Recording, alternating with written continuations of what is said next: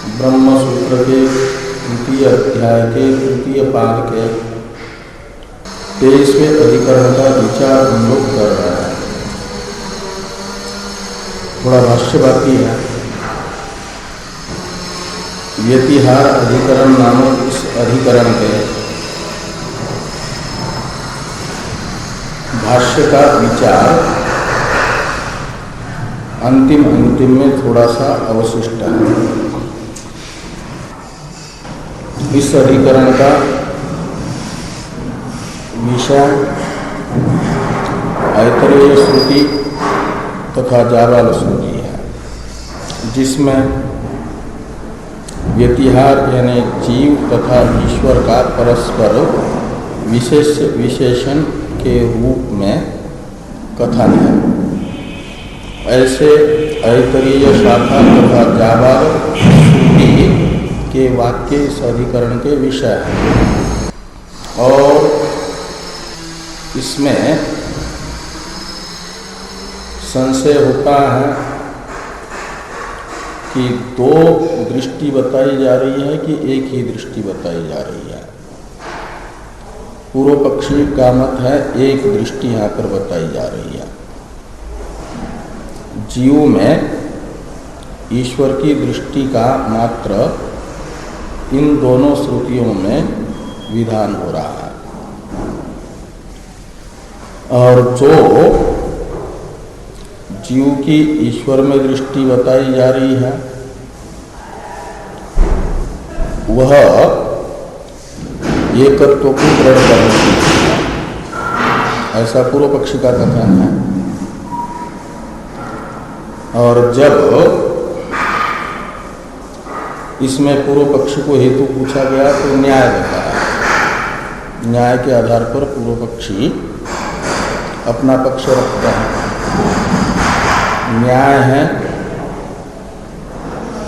कि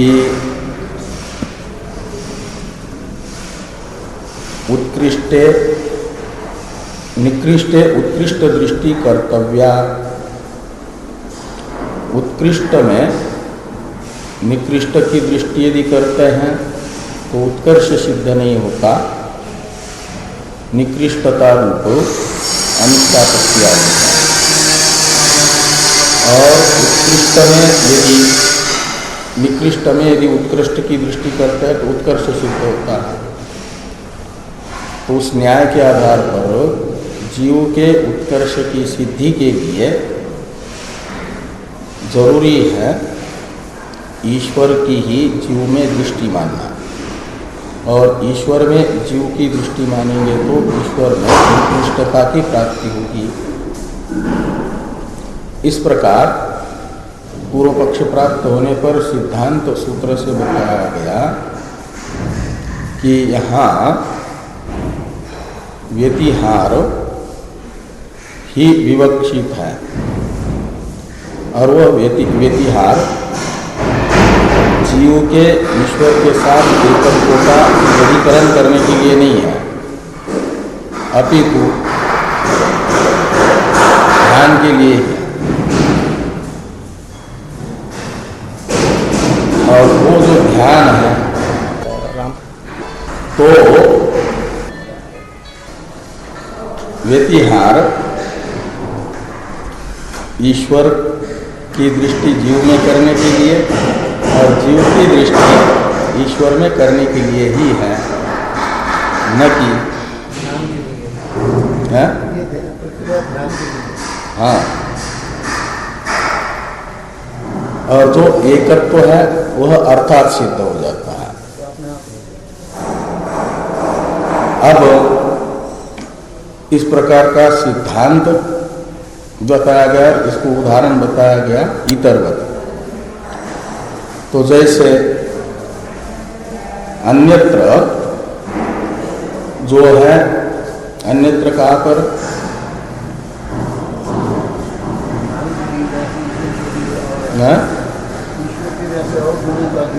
हाँ, तो सत्य कामत्व,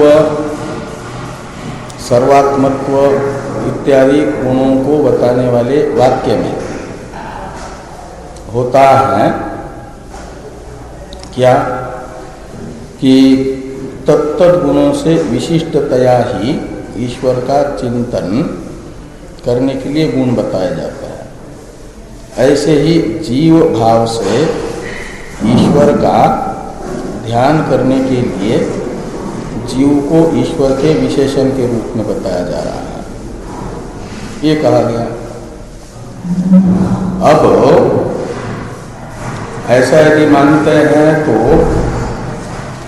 पूर्व पक्षी जो पहले अनर्थ बता चुके हैं उस अनर्थ का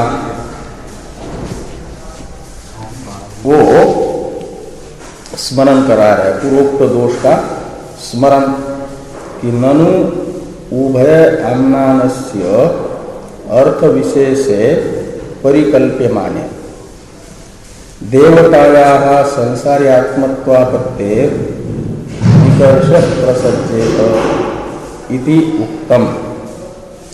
कहते हैं यदि उभय आम्नान यानी व्यतिहार पाठ उभय आम्नान कहते हैं,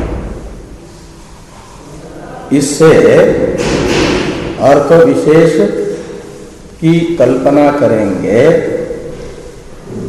का मतलब जीव दृष्टि ईश्वर में भी करने के लिए व्यतिहार है, ऐसा मानेंगे तो ईश्वर में, देवता में यानी ईश्वर में संसारित्व की आपत्ति आएगी।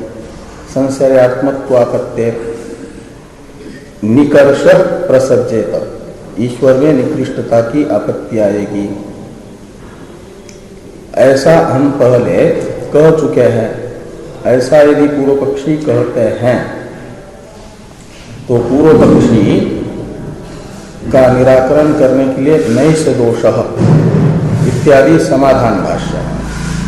समाधान भाष्य की अवतरण टीका है संदिग्धे अर्थे न्याय सावकाश, ये अवतरण टीका है।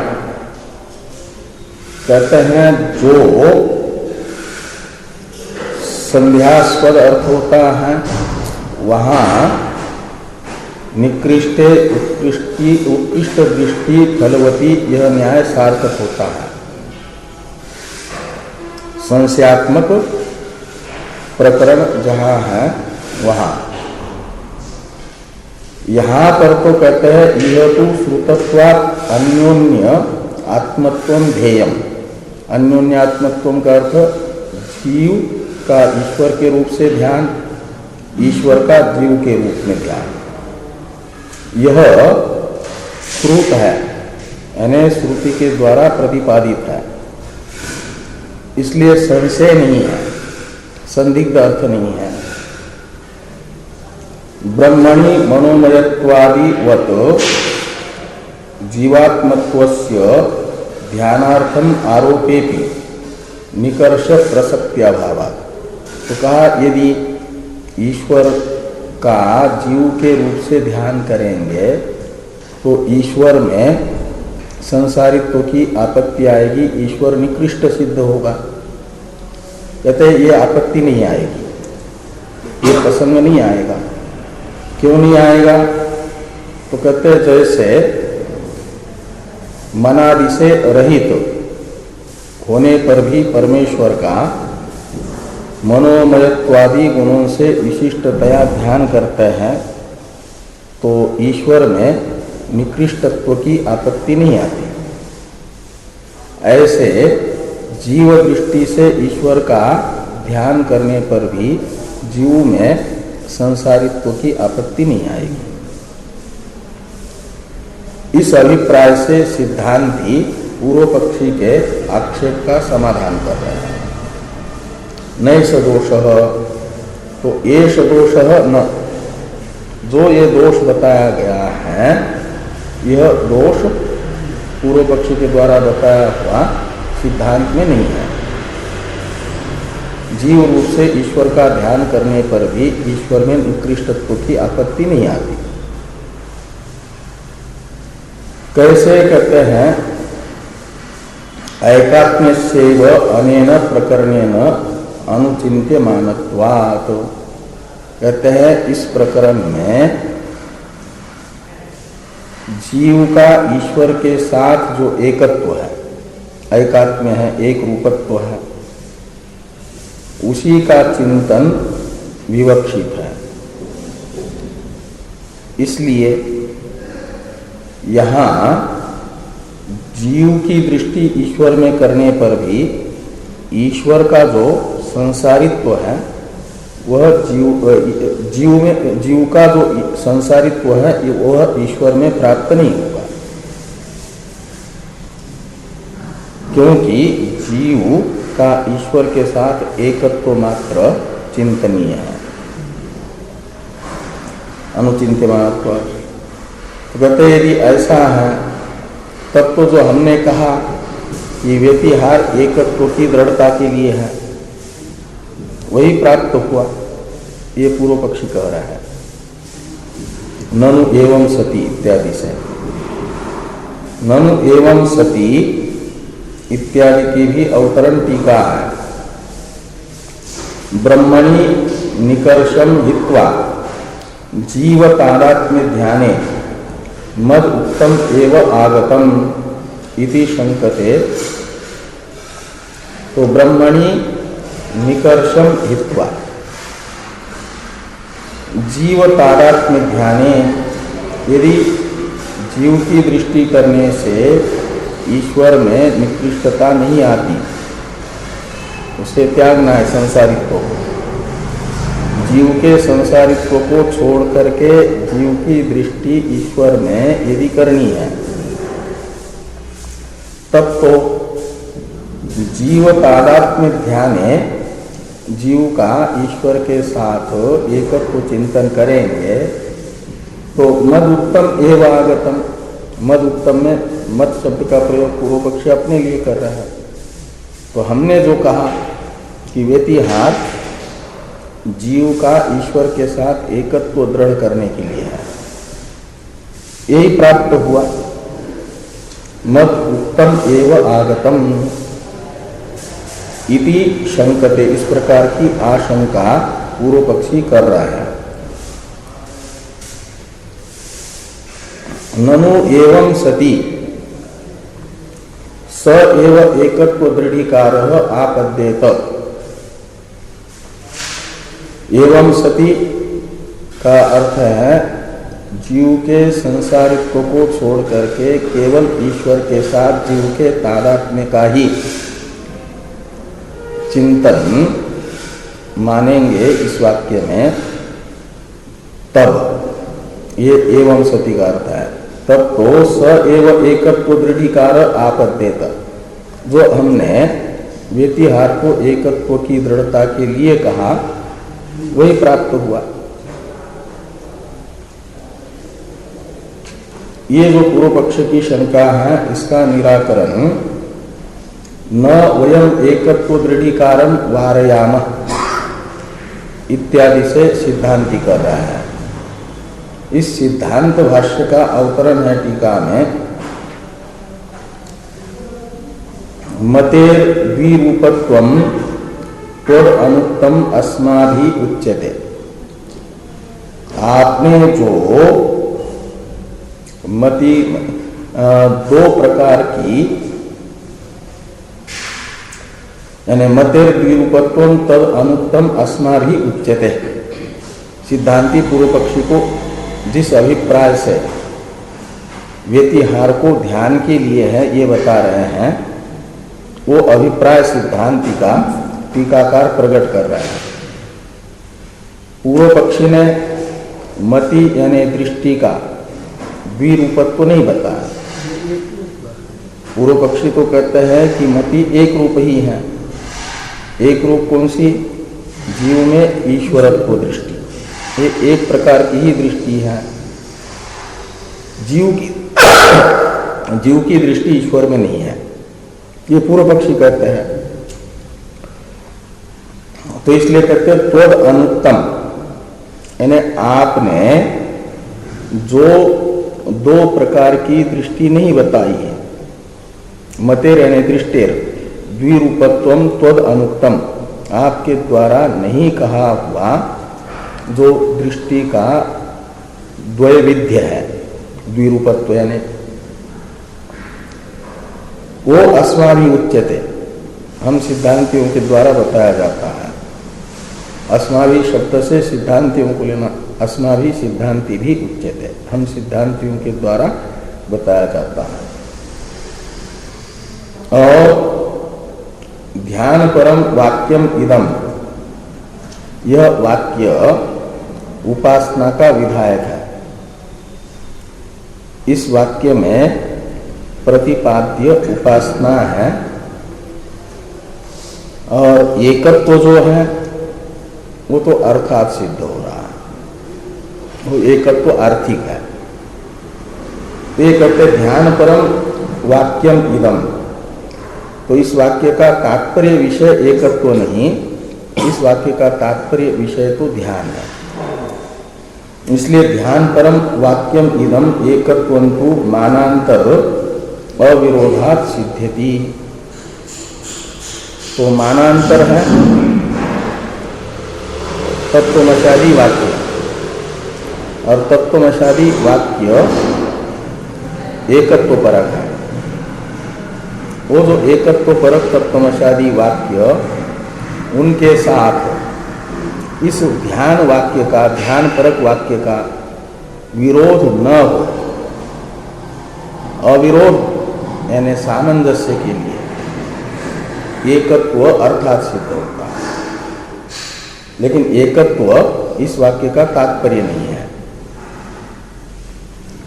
तो ध्यान परम वाक्यम इदम एकत्वंतु मानांतर अविरोधात् सिद्ध्यति, इस अभिप्राय से समाधत्ते पूर्व पक्ष की द्वितीय शंका का निराकरण करते हैं। न वयम एकत्व दृढ़ीकारं वारयामः, तत्वमशादी वाक्यों से सिद्ध जो जीव का ब्रह्म के साथ एकत्व है, उसका हम निराकरण नहीं कर रहे हैं, सिद्धांति कह रहे हैं। हाँ, तो एकत्व दृढ़ीकारं वयम न वारयामः, तो किम तर्हि, तो कहते यदि एकत्व का निराकरण नहीं कर रहे हो तो क्या कर रहे हो? तो व्यतिहारेण इह द्विरूपा मतिः कर्तव्या वचन प्रामाण्यात् न एक रूपा इति एतावद उपपादयामः। हम व्यतिहार वाक्य से इतना मात्र सिद्ध करना चाहते हैं, बताना चाहते हैं कि यहाँ व्यतिहार वाक्य दो प्रकार की दृष्टि बता रहा है। जीव में ईश्वर दृष्टि, ईश्वर में जीव दृष्टि। ये ऐसा मानते हैं दो प्रकार की दृष्टि इस वाक्य में बताई जा रही है, ऐसा मानते हैं, तो यह व्यतिहार वाक्य प्रमाण सिद्ध होता है। इसलिए कहते हैं वचन प्रामाण्यात्, वचन के आधार पर श्रुत होने से, इसी प्रकार का श्रवण होने से। न एक रूपा इति, ये बता रहे हैं कि मात्र एक ही प्रकार की दृष्टि व्यतिहार वाक्य नहीं बताता, उभय रूपा दृष्टि बताता है। इति एतावत् उपपादयामः, तो एकत्व का दृढ़ीकरण इस वाक्य से होता है, इसका हम निराकरण नहीं कर रहे हैं। वह तो तत्वमशादी वाक्य के साथ इस वाक्य का अविरोध होने के कारण अपने आप ही इस वाक्य से दृढ़ होगा, वो अर्थात दृढ़ होगा। फलतस्तु एकत्वम अपि दृढ़ी भवति, फलत यानी अर्थात, तो अर्थात जीव का ईश्वर के साथ एकत्व भी दृढ़ हो जाता है, तो उसका कोई विरोध नहीं है। जैसे उदाहरण के रूप में बताया जा रहा है, यथा आध्यानार्थेपि सत्य कामादि गुणोपदेशे तद्गुण ईश्वरः प्रसिद्ध्यति तद्वत्। तो जैसे ईश्वर में सत्य कामादि गुण जो बताए जा रहे हैं, वे ईश्वर की सिद्धि के लिए नहीं, अपितु सत्य कामत्वादि गुणों से विशिष्टतया ईश्वर का ध्यान करने के लिए, उपासना के लिए। तो सत्य कामादि गुणों को बताने वाले वाक्य में जो सत्य कामादि गुण बताए गए उसका उद्देश्य है उन गुणों से विशिष्ट ईश्वर का ध्यान। तो मुख्य उद्देश्य ध्यान की तो निश्चित होगा, साथ साथ इन वाक्यों से सत्य कामत्वादि गुण वाला ईश्वर है ऐसा निश्चित होता भी है, सिद्ध भी होता है, तो उसका कोई विरोध नहीं है, वो अविरोध है। लेकिन उन गुणों से विशिष्ट ईश्वर की सिद्धि मात्र उद्देश्य नहीं है, तात्पर्य नहीं है। तात्पर्य तो उन गुणों से विशिष्टतया ईश्वर का ध्यान है। तद्वत् का अर्थ है ऐसे ही यहाँ पर वो उपासना जीव की ईश्वर दृष्टि से, ईश्वर की जीव दृष्टि से विवक्षित है। और उपासना रूप मुख्यार्थ में इस वाक्य का तात्पर्य होने पर भी अर्थात जीव का ईश्वर के साथ तत्वमसि वाक्य ने जो एकत्व बताया वह दृढ़ होता है व्यतिहार वाक्य से, तो उसका विरोध नहीं है। लेकिन उसी के लिए ये वाक्य नहीं है, ये बताया जा रहा है। तस्मात् अयम आध्यातव्यो व्यतिहार समाने च विषये उपसंहर्तव्यो भवति इति। इसलिए ये जो व्यतिहार है यह ध्यान के लिए होने से ऐसी ही उपासना में इसका उपसंहार भी होगा। समान दृष्टि है, दो दृष्टि है यहाँ पर, और जीव में ईश्वर दृष्टि, ईश्वर में जीव दृष्टि, ऐसी ये व्यतिहार ऐसा करते हैं तो व्यतिहार सार्थक होता है, ध्यानार्थ सिद्ध होता है। एक वाक्य टीका में है, तस्मात् इसका अवतरण था, अहं ग्रह उपास्तिषु अयम व्यतिहार उपसंहर्तव्य इत्याह तस्मात्। जो अहंग्रह उपासनाएं उपनिषदों में बताई गई है, उन अहंग्रह उपासनाओं में इस व्यतिहार का, यानी ईश्वर में जीव दृष्टि, जीव और जीव में ईश्वर दृष्टि रूप व्यतिहार का उपसंहार करना चाहिए। अहंग्रह उपासनाएं कई हैं सब जगह। जो शांडिल्य विद्या है वहाँ पर भी ईश्वर में जीव दृष्टि, वहाँ जो मनोमयत्वादि गुण बताए हैं उन मनोमयत्वादि गुणों से विशिष्ट ईश्वर की जीव में दृष्टि, वो मैं हूँ, और ईश्वर में जीव दृष्टि। लेकिन ईश्वर जीव का तो ईश्वर में जिससे निकृष्टता प्राप्त होती है वह संसारित्व अविवक्षित करके केवल अहम अर्थ उसी का वो ये करना है, संसारित्व का। जैसा मैं अल्पज्ञ अल्प शक्ति हूँ ऐसा ये ईश्वर भी अल्पज्ञ अल्प शक्ति, ऐसा नहीं। अहम अर्थ यानी मैं, इतनी दृष्टि ईश्वर में, और ईश्वर के मनोमयत्वादि विशिष्ट ईश्वर की दृष्टि जीव में। वो जो गुण है सत्य कामत्वादि, उन सत्य कामत्वादि गुणों से विशिष्ट ईश्वर की दृष्टि स्वयं में, और स्वयं की जो निकृष्टता उपाधि, जिस उपाधि के संबंध से है उस उपाधि के बिना जो अहम अर्थ है उसकी दृष्टि ईश्वर में। हाँ, सामान्य अहम की, संसारित्व रहित अहम, वो सामान्य अहम, उस सामान्य अहम की दृष्टि उसमें ईश्वर में। इस प्रकार ये तस्मात् अयम आधातव्यो व्यतिहार समाने च विषये उपसंहर्तव्यो भवति इति ये व्यतिहार अधिकरण का विचार संपन्न हो जाता है। अब 24वां अधिकरण है। इस 24वें अधिकरण का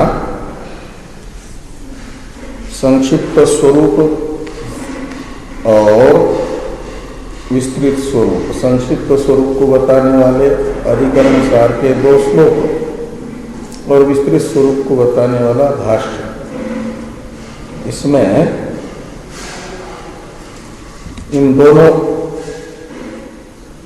श्लोकों का विचार यदि करते हैं अभी तो 15 मिनट में शायद हो जाए, देख लेता है। तो द्वे सत्य विद्ये एका वा यक्षरव्यादि वाक्ययो फल भेदात् उभे लोक जयात् पाप हते पृथक प्रकृताकर्षणाद् एका पापघातोऽंगदी फलम् अर्थवादोऽथवा मुख्यो युक्तोऽधि कल्पकः।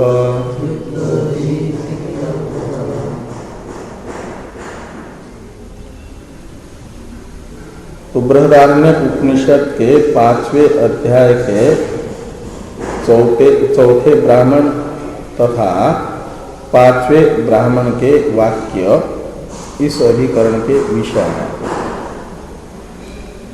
5वें अध्याय के चौथे ब्राह्मण में एक वाक्य है कि स यो ह एतम यद यक्षम प्रथमजम वेद सत्यम ब्रह्म।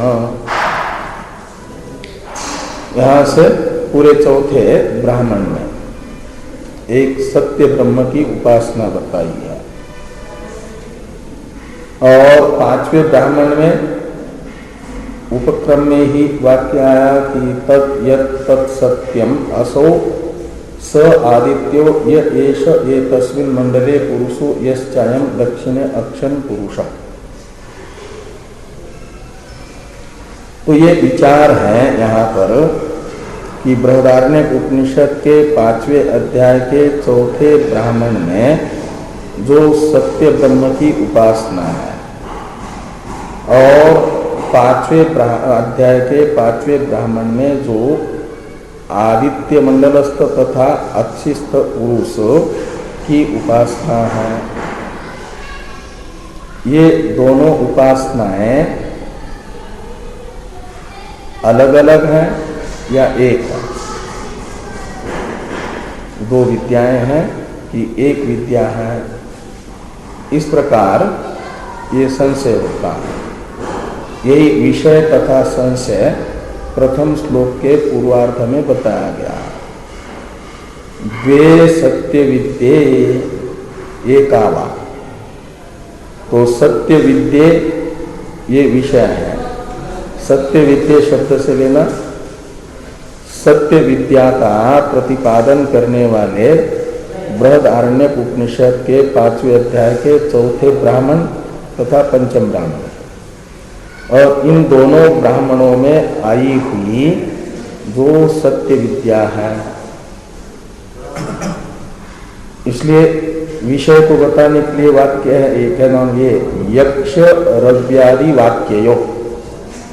इसमें यक्ष वाक्य से लेना चौथा ब्राह्मण, रव्यादि वाक्य शब्द से लेना पंचम ब्राह्मण।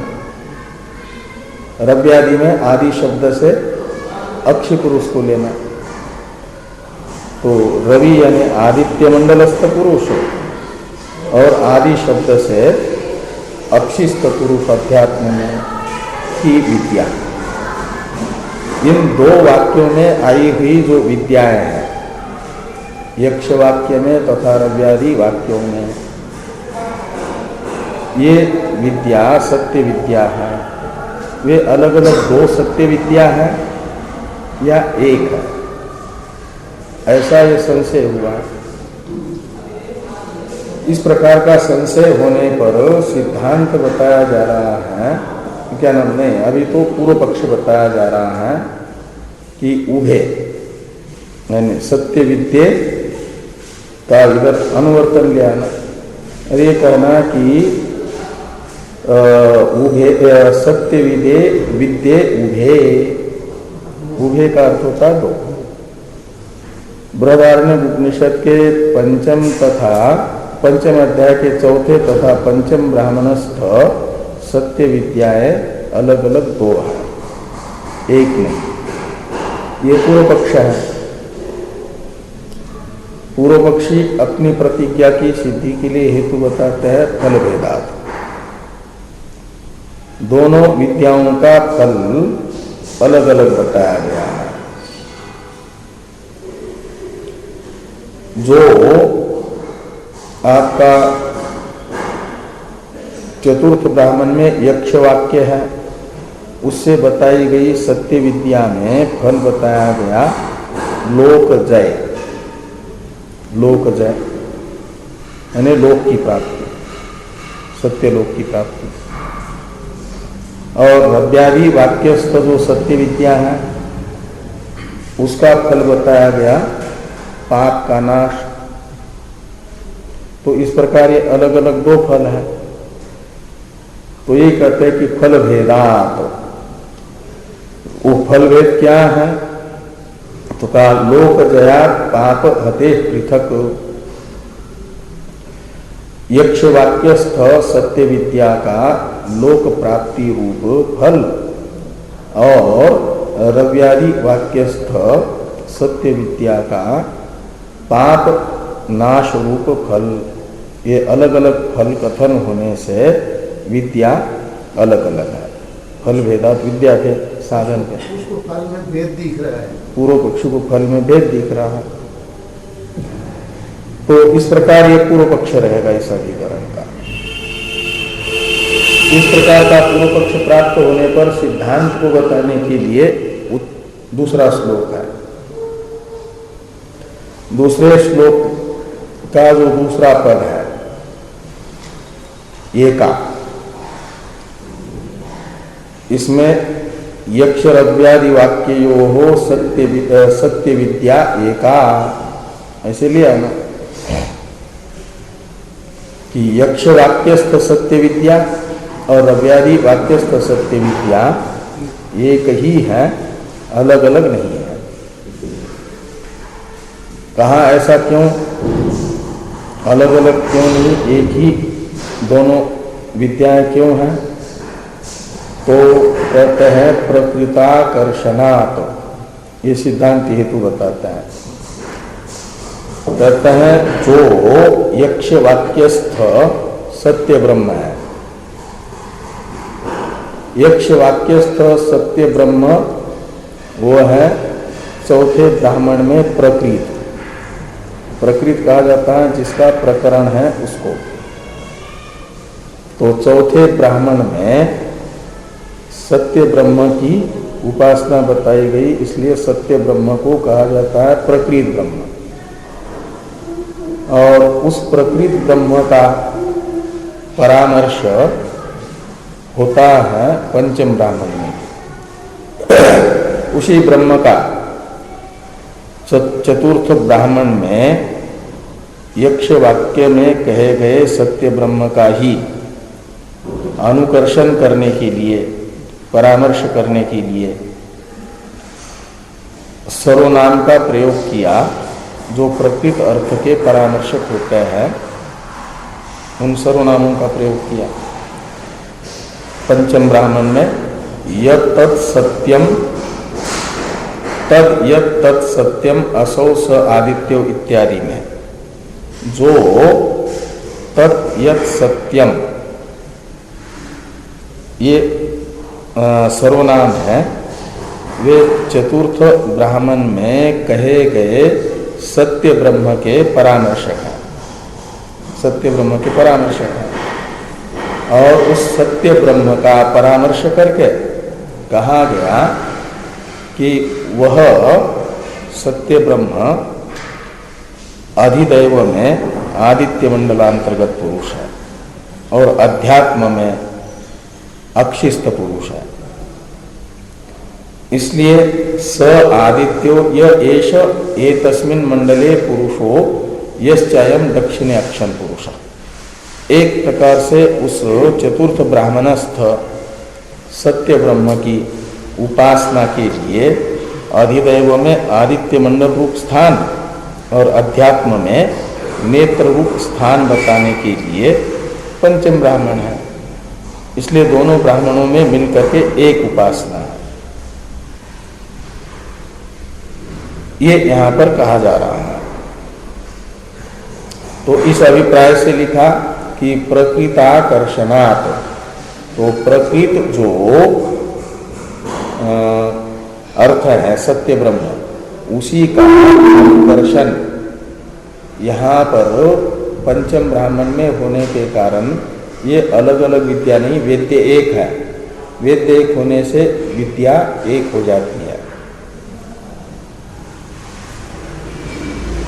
तो कहा फिर ये जो फल भेद हो रहा है, यक्ष वाक्य में बताई गई उपासना का फल लोकजय और रव्यादि वाक्य में बताई गई उपासना का फल पाप नाश, तो कहा दोनों उपासनाएं एक होने से मुख्य फल तो लोकजय ही है, सत्यलोक की प्राप्ति ही है। और ये जो पाप नाश बताया है, वह पाप नाश तो मुख्य उपासना का फल नहीं, अपितु अंग उपासना का फल है। इसलिए कहते हैं कि पाप घातो अंगधी फलम, अंगधी शब्द से अंग उपासना लेना,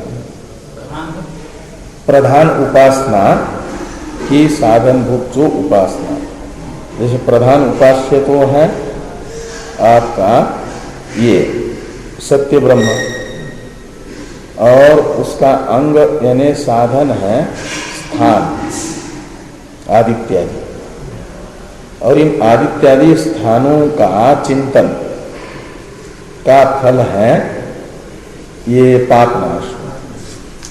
इसलिए इसे कहा जाता है अंगोपासना का फल। और जो अंग उपासना का फल बताने वाला वाक्य होता है, उसे कहा जाता है अर्थवाद। अंगेषु फलधीर अर्थवाद, ऐसे एक न्याय है मीमांसकों का। अंगों में, अंग का मतलब होता है साधन, तो साधन यानी शेष अंग का अंग चिंतन का फल बताने वाला जो वाक्य होता है वह अर्थवाद होता है।